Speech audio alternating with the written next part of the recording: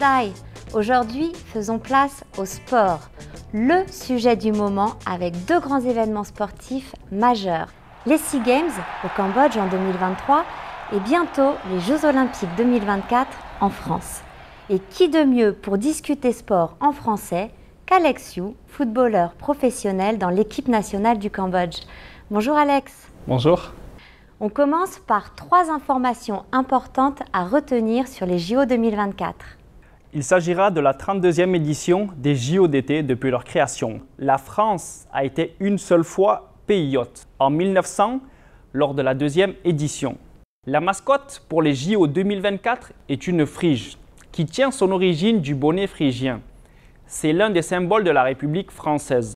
Voici la frige olympique et la frige paralympique. Pour parler d'un handisport, c'est-à-dire un sport pratiqué par un sportif ayant un handicap physique ou sensoriel, il y a 2 catégories.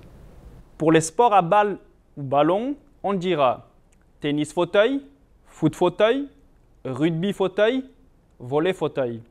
Pour les autres sports, para-athlétisme, para-natation, para-badminton. Et vous Alex, quel sport pratiquez-vous ? Je suis footballeur professionnel et gardien de but. Et parfois, je joue au tennis avec des amis. Tiens, c'est intéressant. Avez-vous remarqué ? Alex fait du football, mais il joue au tennis. En français, selon l'expression employée, on utilisera la préposition adéquate. Il pratique le tennis, il fait du tennis, il joue au tennis.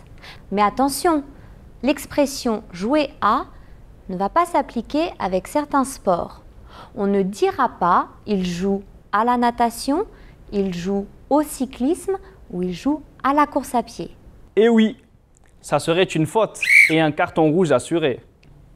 Jouer à s'applique au sport de balle, de ballon ou de volant. Mais comment explique-t-on le choix de cette préposition ? Bonne question Alex.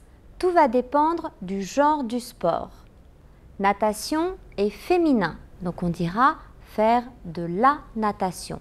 En revanche, football et tennis sont masculins, donc on dira je fais du tennis, parce que du est la contraction de de plus le. Autre remarque, avec les verbes d'appréciation comme aimer, détester, adorer, on n'utilisera pas de préposition. Par exemple, on dit « j'aime le volley et je déteste la gymnastique ». Mais alors, comment fait-on pour savoir si un sport est féminin ou masculin ?